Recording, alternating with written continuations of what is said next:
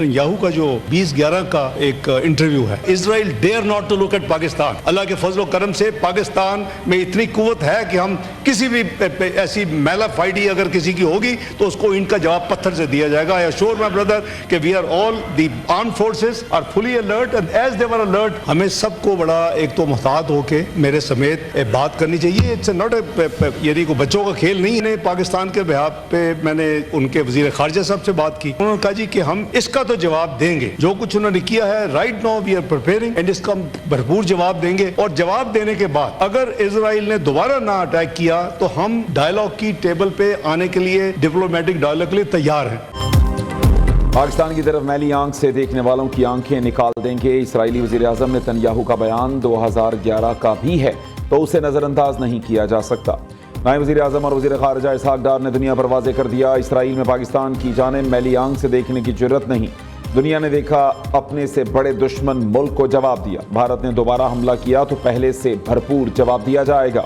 हम अभी भी अलर्ट हैं, पाकिस्तान की फ़ौज और कौम मुत्तहिद है।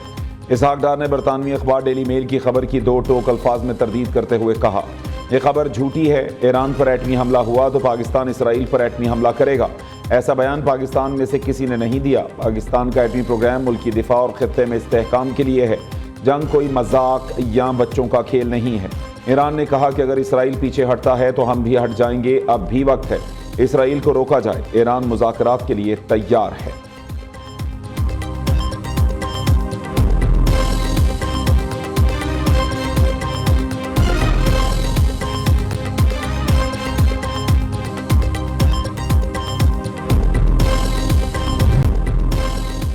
इसराइली जाहिरियत पर पाकिस्तान की भरपूर हिमायत पर ईरान का इजहार तशक्कुर। ईरानी पार्लिमान तशक्कुर पाकिस्तान के नारों से गूंज उठी। अराकीन पुरजोश अंदाज में पाकिस्तान की हिमायत का शुक्रिया अदा करते रहे। ईरानी सदर ने कहा, पाकिस्तान हर महाज पर ईरान के साथ खड़ा है।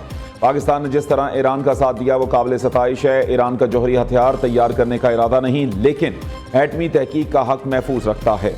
ईरान पर अमन, एटमी तवानाई और साइंसी तहकीक के अपने हक पर कायम रहेगा। पार्लियामेंट से खिताब में सदर मसूद पज़ेश्कियान ने रहबर आला आयतुल्लाह अली ख़ामनाई के फतवे का इयादा किया। ईरानी सदर का तुर्क हम मनसब रजब तैयब अर्दवान से टेलीफोनिक राबता। मसूद पज़ेश्कियान ने कहा, अमेरिका ने इसराइल को ईरान पर हमले की इजाज़त दी।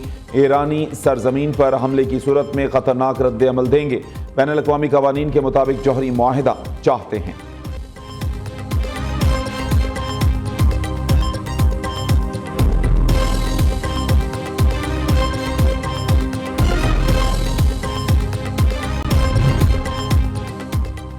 ईरान ये जंग नहीं जीत रहा। तेहरान हुकूमत को हर हाल में मुज़ाकरात की मेज़ पर आना होगा। कशीदगी कम करने पर बात करे इससे पहले कि बहुत देर हो जाए। ईरान के पास 60 दिन थे, 61वें दिन ये सब होना था। ईरान के साथ हमारा कोई मुआहिदा नहीं, इन्हें एक मुआहिदा करना होगा। अमरीकी सदर ट्रंप की कनाडा में G7 इजलास के मौके पर मीडिया से गुफ्तगू। ईरानी वज़ीर ख़ारिजा अब्बास इराक़ची कहते हैं, इसराइल को हमले रोकना होंगे वरना ईरान का रद्द अमल जारी रहेगा। अमरीकी सदर ट्रंप सिफारतकारी के हामी हैं तो अब फैसलों का वक्त है। नेतन्याहू को लगाम दी जाए तो बातचीत की राह हमवार हो सकती है।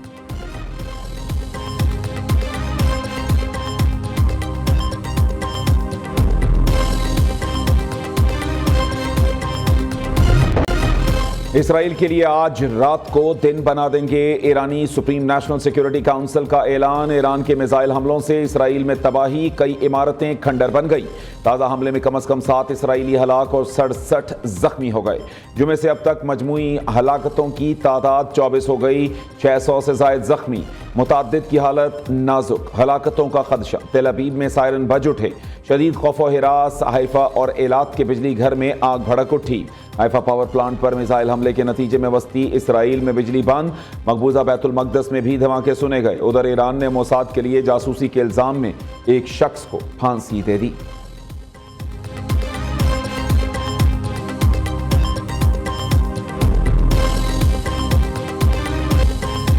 ईरान से 160 पाकिस्तानियों को तफ्तान के रास्ते वतन वापस पहुंचा दिया गया। तलबा, ज़ायरीन और ताजिरों समेत दीगर अफराद शामिल। तेहरान से 3 बसों में मजीद 154 तलबा तफ्तान पहुंच गए। उधर इराक में फंसे पाकिस्तानी ज़ायरीन की वापसी जारी।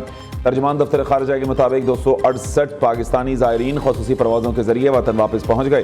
ज़ायरीन बगदाद में सिफारत खाने से राबते और मुख्तसर नोटिस पर सफ़र के लिए तैयार रहें।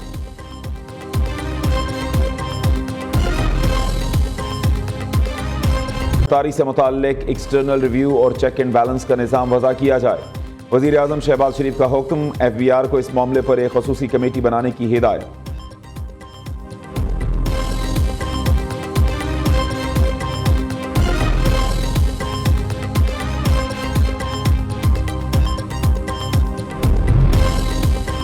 किसी के घर पर हमला करना कौन सी इंसानियत है? इसराइल ने ईरान पर हमला करके ज्यादती की। हम ईरान के साथ खड़े हैं और खड़े रहेंगे। पाकिस्तान ने एटम बम जंग के लिए नहीं बल्कि अमन के लिए बनाया। मुस्लिम लीग नून के कायद नवाज शरीफ की लंदन में मीडिया से गुफ्तगू। वज़ीर आज़म शहबाज शरीफ और वज़ीर आला पंजाब मरीम नवाज को बेहतरीन बजट पेश करने पर मुबारकबाद पेश की। कहा, पाकिस्तान मुश्किलात से बाहर निकलता नजर आ रहा है। बजट अवामी रिलीफ और मुल्क की तरक्की की तरफ एक मुस्बत कदम है।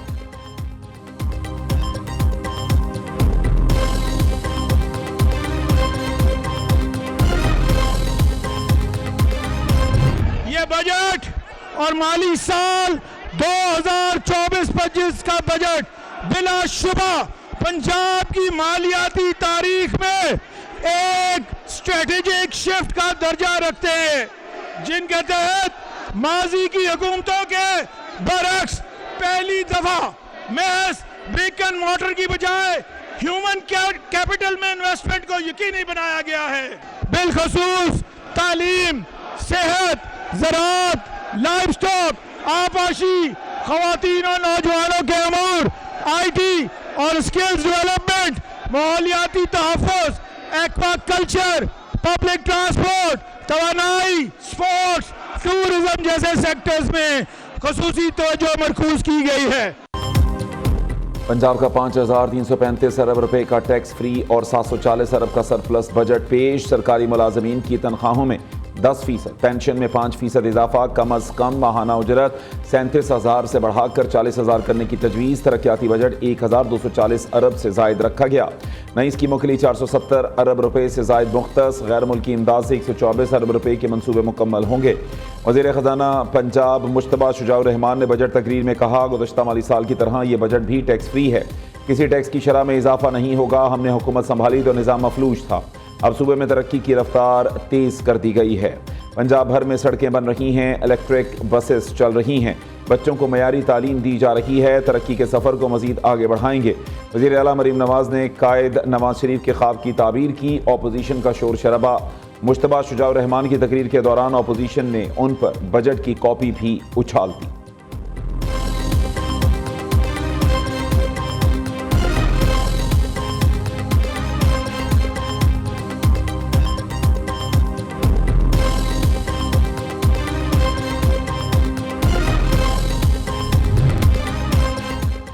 मुल्की तारीख का सबसे बड़ा तरक्याती और अवाम दोस्त बजट पेश किया। दुआ है अवाम की मजीद खिदमत कर सकें। वज़ीर आला मरीम नवाज की बजट इजलास के बाद मीडिया से गैर रस्मी गुफ्तगू। कहा, अपने गुज़श्ता तरक्याती रिकॉर्ड खुद तोड़ेंगे। सरगोदा इंस्टीट्यूट ऑफ कार्डियोलॉजी भी तकरीबन मुकम्मल हो चुका। नवाज शरीफ कैंसर अस्पताल की 5वीं मंजिल ज़ेर तामीर है।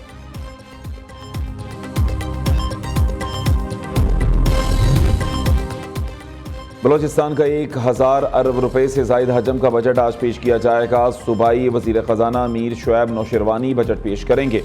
आइंदा माली साल गैर तरक्याती अखराजात का तखमीना 700 अरब रुपए से जायद रखने की तजवीज़ है। स्टेट बैंक का शरह सूद 11% पर बरकरार रखने का फैसला। मरकजी बैंक के एलामिये में कहा गया कि मई में महंगाई की शरह 3.5% बढ़ी। इक्तसादी नमू बतदरीज बढ़ रही है। अप्रैल में करंट अकाउंट बड़ी हद तक मुतवाजन रहा। हुकूमत अगले साल के लिए 4.2% बुलंद नमू हदफ बना रही है। स्टेट बैंक के ज़रिए मुबादा ज़खायर बढ़कर 11.7 अरब डॉलर हो गए। अपोजिशन ने वफाकी बजट को अमीर परवर और गरीब कुश करार दिया। सेनेट इजलास में हुकूमत पर कड़ी तनकीद। कौमी पॉलिसियों और पार्लिमानी कारकर्दगी पर तहफ़्फ़ुज़ात का इजहार। महंगाई, बेरोज़गारी और गुर्बत इंतहा पर टैक्सेस की भरमार से मईशत का पहिया जैम हो गया।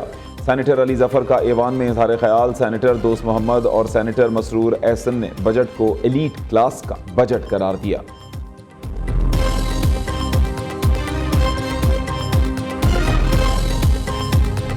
लाहौर बादलों की लपेट में, मुख्तलिफ इलाकों में बूंदाबांदी से मौसम खुशगवार हो गया। कराची में कहीं हल्की कहीं तेज़ बारिश। गर्मी से मुरझाए चेहरे खिल उठे। खैबर पख्तूनख्वा के मुख्तलिफ इलाकों में तेज़ हवाएं चलने और बारिश की पेश गोई।